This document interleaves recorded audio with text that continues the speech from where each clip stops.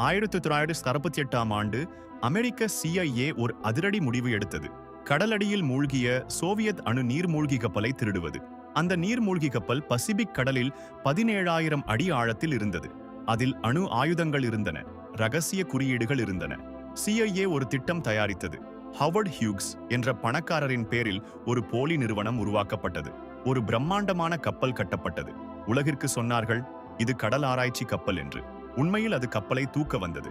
$100 million அதிகமான செலவில் operation Oscar நடந்தது. கப்பலின் ஒரு பகுதி மட்டும் மீட்கப்பட்டது.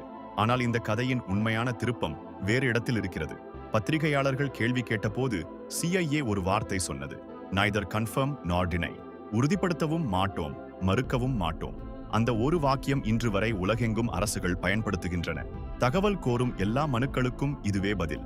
ஒரு திருட்டு திட்டம் உலகின் மிகப்பெரிய அரசு சாக்கு போக்காக மாறியது.